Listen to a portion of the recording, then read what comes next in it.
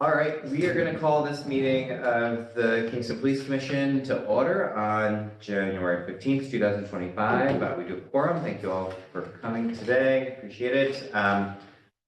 We don't have anyone here from the public, and I don't believe we've received any public comments as of now to be read or anything. So Actually, we did get the one public, Jeremy Arciello.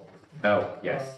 Crystal Ordway sent an email to the commission thanking Jeremy Arciello back in 26, helping her daughter who was in mental distress. She has a cognitive impairment, but Jeremy did an excellent job for her. She signed off, sincerely a grateful mother. So it was nice to get those letters. I have a small thank you card from Dan Miller, Dr. Dan, to the detectives and police officers of KPD. Thank you for everything you do. We'll be moving this family out of the area, but want to make sure that we all know how much he appreciates everything we do for him and his family. So, thanks. Great. All right. Can I have a motion to approve the minutes from the last meeting? Mr. Mapes, so second. Second. All right. Vote. All in favor? Aye. All right. Communications. I just did some of the communications. Any other communications? No, right? Sorry. All right. All right, Chief, you have report. Yeah, so I think we had met before, but in case I did, just stop me. We did have a graduation police academy. Those 3 individuals, 3.5, are in their field training program right now. They're in their second phase, second rotation. So currently we have Clancy on 412s, Coletti on midnights, and Irwin on days. Messina will stay on the 412s. He's already completed his rotations prior to the academy finishing up. So we hope that by the end of February, they'll be complete and count on the squads. So far they're doing well. So this makes you full staff now? Yes. So they get through. Correct, we're fully staffed, yeah. Yeah, we don't want to say that too loud because we don't want to change it. Anything else new in the department? I think it's. Yeah, do you want to do that on our new Yeah. business? Oh, of course, okay. Yeah, we can do that. I like the white cars. Why don't you give us a car update? Yeah. So, as you can see, we're transitioning, we're looking at different options, and one of the things, one of the bigger cost saving measures was the wrapping of the vehicles. We can no longer get them in the color we want, so they come to us as white. The problem is to get them in traditional blue and white like we've had for the past many years is it's costly. You know, to paint them is thousands and thousands of dollars. To wrap them, which is an effective reduced method, cost method, doesn't last. You know, the first time they brush up against the car, they start to wrinkle, so we're trying a new color scheme on them. A little bit more of the traditional, kind of like what the sheriff's office runs. And it comes with some mixed feelings. Some people are like, oh, we love it. And some people are like, what happened to the blue and whites? But they're still out there. So depending on how we can get them ordered, we'll look at what we can do to kind of mix and match. But I kind of like the look on them, and the new equipment, the lighting equipment is unbelievable on these cars. It really is the LED capability. So we are outfitting the newest of the EV Blazers to make it the traffic car. We're getting it lettered up this week, and we're outfitting all the lights on it. And we have a low profile light bar on it, and you'll be able to tell it's a police car. That's not the question. You know, sneaking up on people, but it'll be a great vehicle for that now. We currently have one of the newer Blazers being charged at the same charging station down there. We have had the capability through Philip Green to get the charge point cards, so we can use the vehicles. And I know a couple of lieutenants have already asked if they can take it out and drive it around. So we'll see. They're sitting right there, ready to go. The update on the detective cars, they have been ordered. We're just waiting on arrival at this point. It would be the Chevy Equinox is what we're able to get on the stick bid. 2-wheel drive, front-wheel drive, which I think would suit our needs, because really, unlike a regular patrol car, they're not special service vehicles, they're not pursuit rated vehicles. 99% of the time, you're transporting one person, just the driver, and maybe a tote that's full of, investigative gear. That's it. So it doesn't make sense to spend a lot of money. And as we pointed out before, there'll be a substantially reduced maintenance cost associated with these vehicles.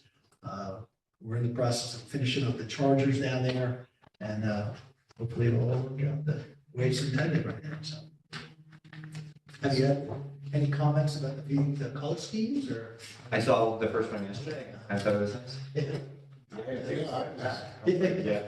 was going around the roundabout going down 587, I see this white car, and I thought it was, I didn't think it was Kingston car.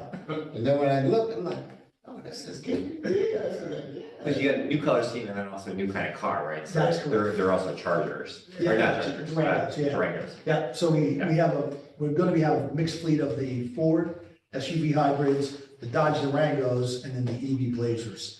So it'll be, it's a challenge with the Yeah. equipment, trying to get it all out. But we're trying to, also like mix it up a little bit. So Yes, do you want to talk a little bit just about, I mentioned it in my State of the City address, but we really are going to be focusing on traffic enforcement. So yes. this new vehicle is going to be lettered up as a traffic enforcement vehicle, but just like we did last year, we really did try to hammer home, 25-mile-per-hour speed limit, making sure people aren't doing aggressive driving, making sure people are, just not being unsafe out there while operating a vehicle. And so we're going to be hitting that message hard this year. Yes. So you're going to see us out and about, much more frequently, Yeah, they've already stepped up at the squad level. So the difficulty, like anything else with the minimum manning, is we have limited resources to assign just to a traffic car out of the squad.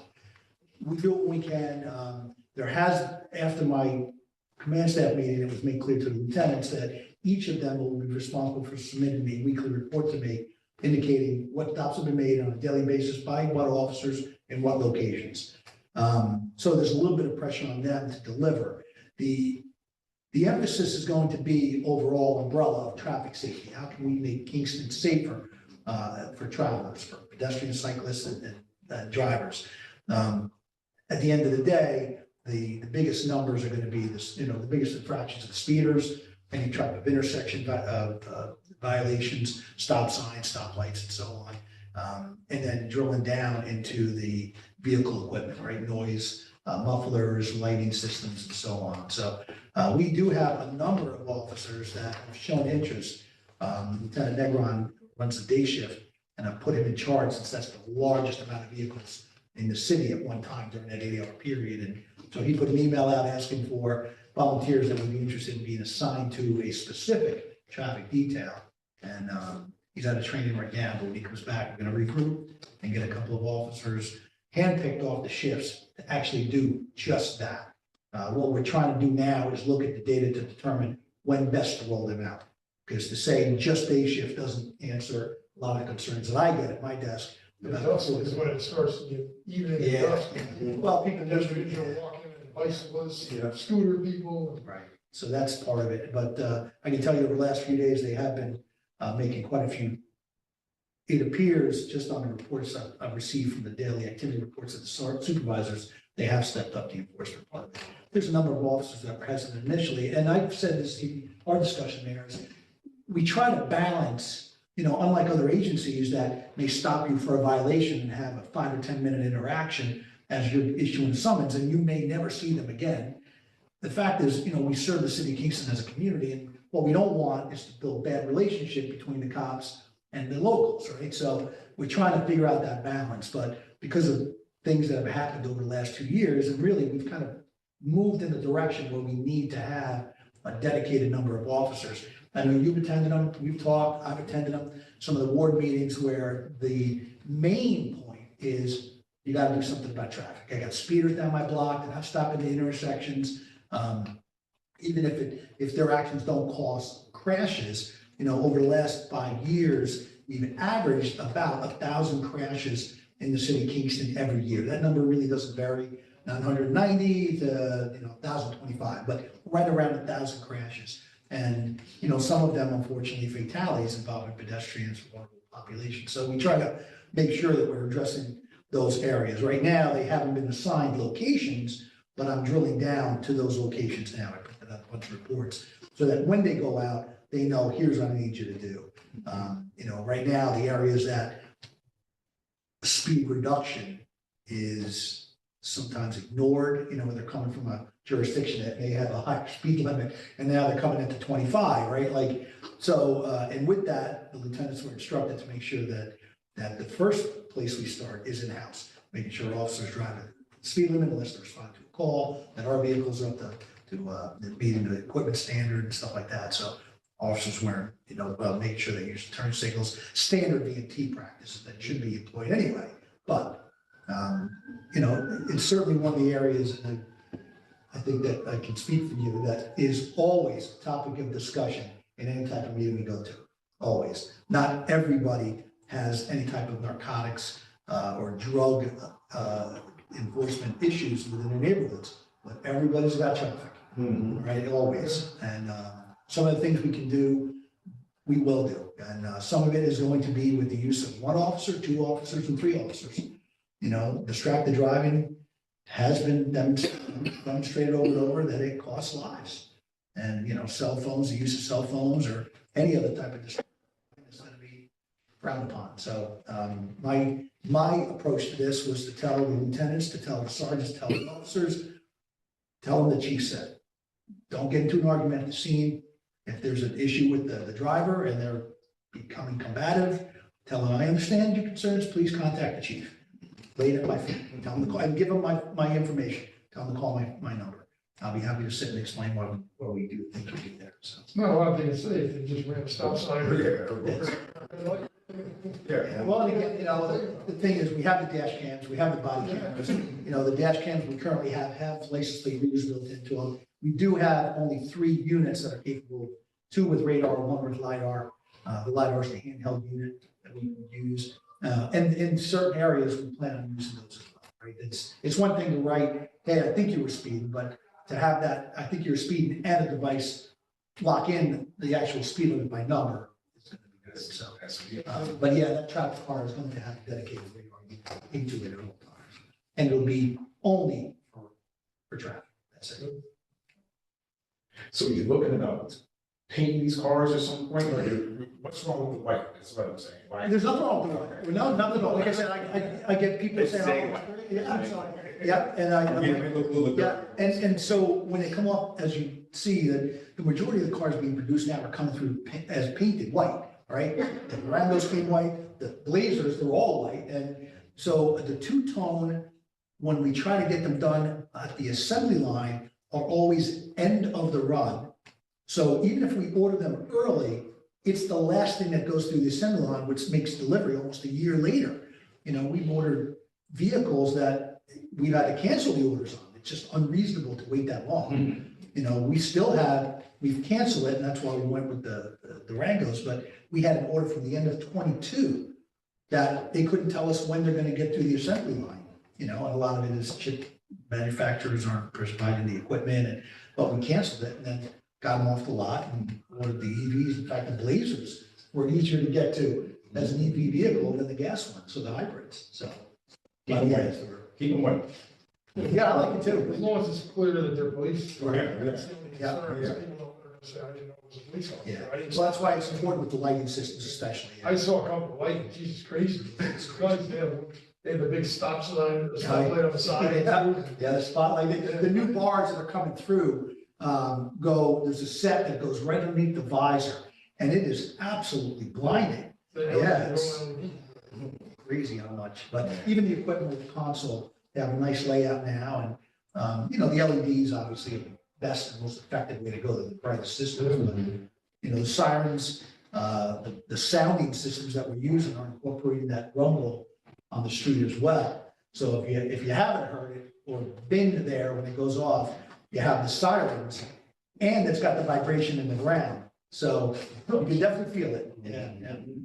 Yeah, a lot of agencies are going to that now as another precaution, because if people had headphones in, they may not hear the sirens, but they'll feel the ground shake. So it's They look up, oh. Not when they're driving, I'm talking about it's like, yeah, they shouldn't feel it that way. Maybe the car vibrates a little bit, maybe that, yeah. So we'll see. Technology. Yeah, impressive, actually Yeah. impressive. Thank you, Chief, for that report. Does anyone have any questions for the chief on that? Great. All right, so I don't think we have any unfinished business, but we do some new business. New business, so I've included a summary. Mayor and I just signed off on the certificates for the officers, but 2024, you'll see that there were a bunch of events, incidents that we felt were award worthy. And some of these have been referred to the Ulster County Chiefs Association for review as well. They usually do an award ceremony at the county level. And in the past, a number of officers have been submitted on this evening. So the first page are the 10-year certificates. Those officers reach 10 years. We have a 20-year certificate down there as well after 20 years of service. And then you can kind of read through the summary of the events and then the officers that were involved in those events. So anything that we didn't pick up from the last time the awards were given, this is going to be something that we feel strongly about. In the past, we've done award ceremonies. We just unfortunately couldn't put it together this year to get that done, whether it was location, time. But yeah, there's quite a few events. And again, these are just a very small fraction of what the officers handle on a day-to-day basis, but they are noteworthy and feel that, the supervisors feel that they go above and beyond when handling these situations. I think one of the things that I see is that, for these incidents, that it really does take an entire team effort to be able to, like, I don't think any of them are just two officers or one officer, it's like there are people involved from the officer all the way down to the dispatcher who are working hand in hand to be able to make these incidents actually work out okay, to the best of their ability. And I feel like that's one thing that, I think the department should be and the staff should be really complimented on is their willingness to work together to be able to, kind of take it from as soon as that call comes in to, following up on the investigation and then, kind of handing it over to the DA's office. Like for some of these, it's really, these things are also not short timeframes. Some of these, it takes a while to get from, beginning to the end of the process. So, Yeah, some of them are investigations, as you point out. It may have started with a traffic stop and ended up into an investigation, so. Yeah. Just not a single shift, but, Mary, you said it best, including the dispatchers who was running the radio, the supervisors on the scene. We haven't included other agencies in this, but there's always, if the cases reach certain levels, there's always interagency cooperation with the state police, down Ulster, or the sheriff's office. Pretty fortunate that. Good job.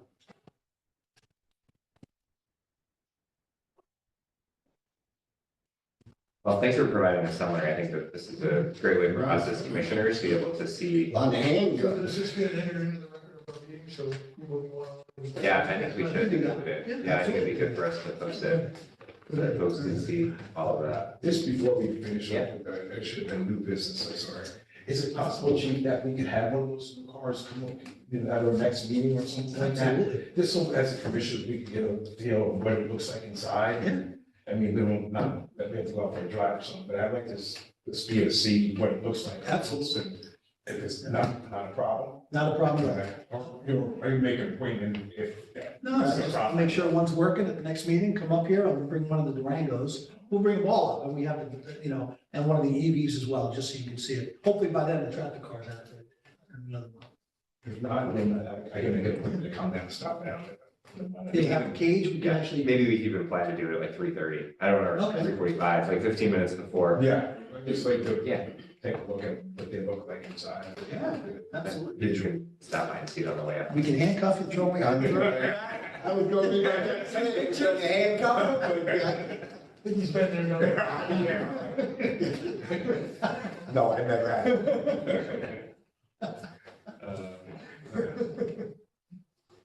All right, anyone have any other questions?